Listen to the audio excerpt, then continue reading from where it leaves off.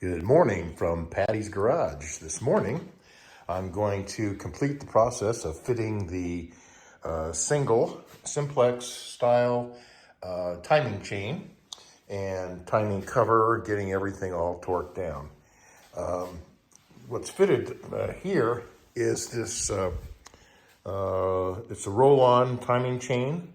This is from Austin Healey Spares. I have, the cam has been timed, and the cam has been refitted, cam gear has been refitted and torqued down to, well, actually needs to be retorqued because I had set it at 60 and it really should be 65 foot-pounds. So I'm going to be retorquing that. Both gears slip on nicely, so we are ready to proceed with fitting the timing cover and damper. Torque wrench is set to 65 pounds.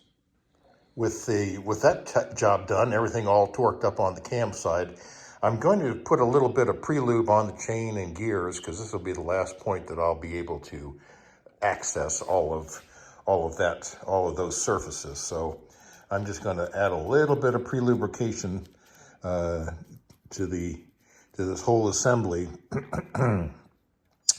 so that we have some lubrication once the engine begins to start up.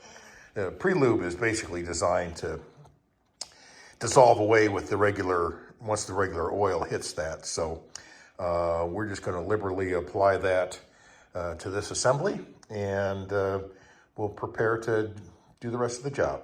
I'll come back when this is done. With that done, I've wiped the remaining surface and cleaned up some of the extra with some isopropyl alcohol. And so we should be ready to continue on with placing the gasket on. Just a quick overview of what we're going to be dealing with. I have already prepared the timing chain cover. This was sandblasted, primed, and painted. The new rubber seal has already been pressed in and inserted.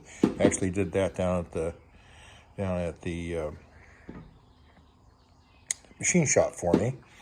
I have got, of course, the crankshaft nut, lock tab. We have a new damper, a new style damper. This is actually, the original would not have had a damper. It just had a pressed style steel pulley. In pressing this on, and maybe I'll show that when I get over to the motor, this was pretty tight, so I first did some just basic cleaning up of it, and then needed to hit it with a little bit of wet and dry sandpaper, and ultimately I took got it over here, took a little file and just kind of cleaned up this internal keyway so that everything would slip down nice and easy and flat. I didn't want to get that thing wedged down in there so hard that I could never get it back out again.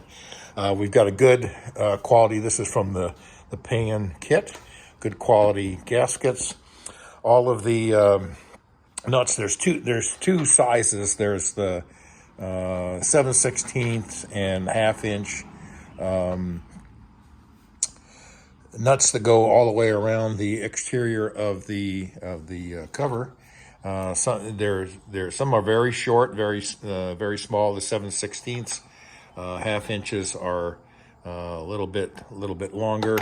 All of these,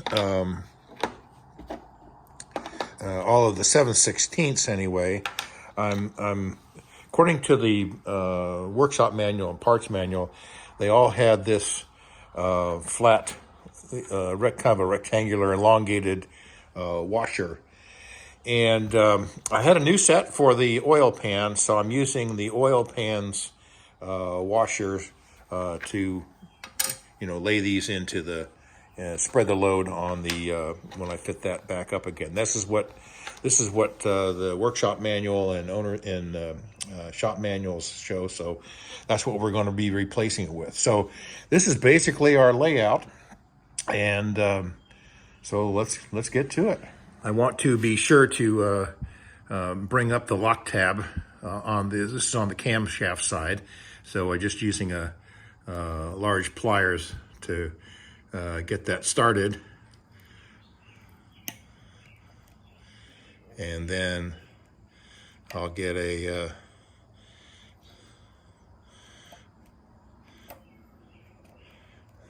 that should just about get her going here, and then I'll get a punch and I'll complete that job.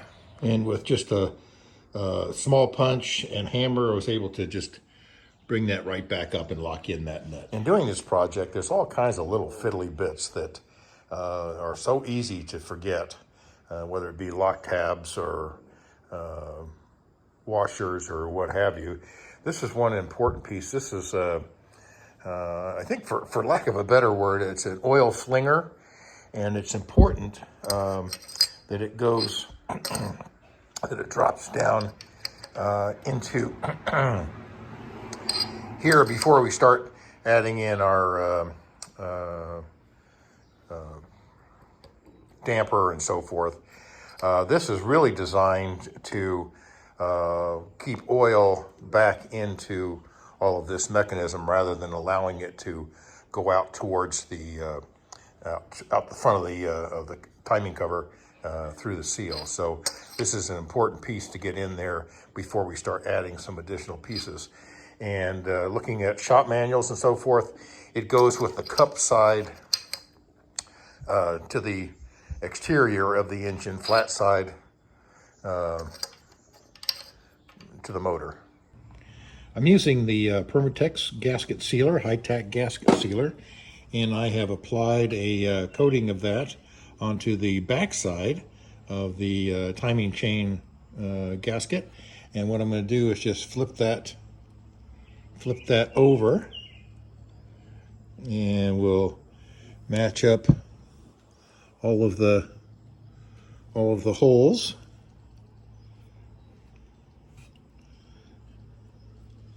Like so.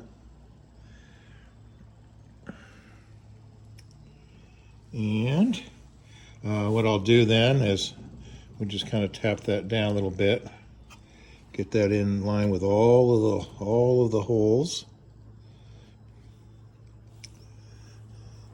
Anything that's got a little schmutz in it, I can clean up after, and then I'll just turn that upside down, and we can kind of see everything's lining up well.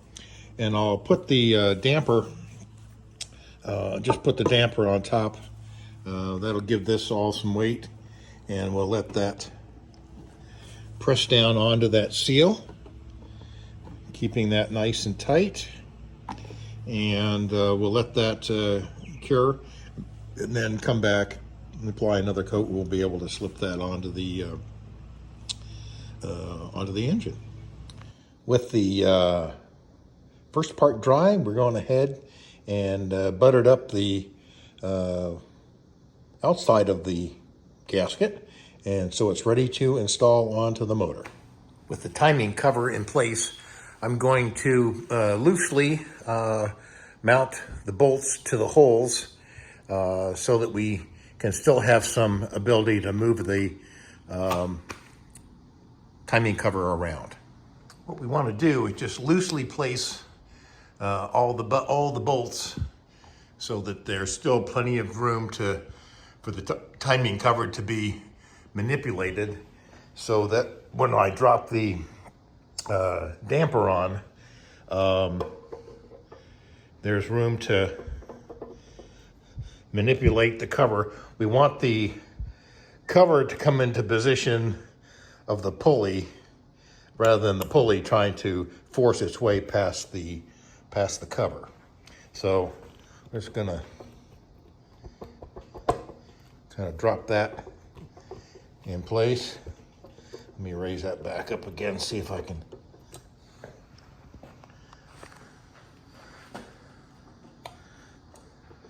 See if that'll come back up.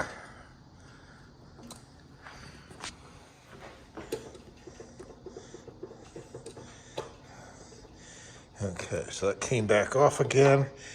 We're going to locate that, spin that into the keyway, and bottoms back out again. Good. All right, so we're ready for the bolt. I have torqued down all of the 5/16 bolts, and now I'm just going to work my way around with a 7/16 wrench. These are all been finger tightened, and I am I don't have a torque wrench that goes below 10, and these are all supposed to be at 5. So I'm just going to go around, side to size, getting all the bolts until they are they just feel tight, and that's as good as we can get on that. We don't want to over tighten these. That'll either strip this bolt or it will strip the this little backing plate that mounts into the engine, and we don't want that. So I'm going to go work my way around, tighten all of those bolts. Moving on to the final step on putting together the timing cover and the crankshaft pulley. I have I've still retained my lever that's on the back side of the crankshaft, and I'm just using a screwdriver through one of the holes in the block to catch that, so that'll allow me to lock that crankshaft as I torque down this crankshaft damper combination pulley. Couple of things. This pulley, this washer and nut, the nut has a little shoulder on it, and so it has to fit down into that washer. So that washer is necessary, for that part. That helps spread the load over the entire interior portion of the pulley damper.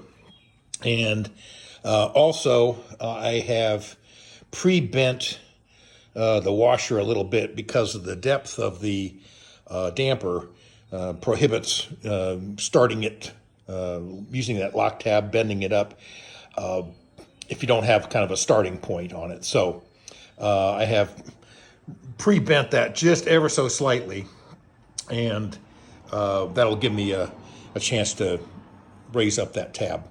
We're torquing this down anywhere from 60 to 70 pounds, foot-pounds, which is similar to what the crankshaft was. And so that's our final step. I'll get that torqued down and the pulley bent up, and we've completed that portion. We can move on to the water pump. So using this small pry bar, I'm able to tap it from this side and bend that tab up. And then finishing off the process with a hammer and punch just to drive that up against the nut.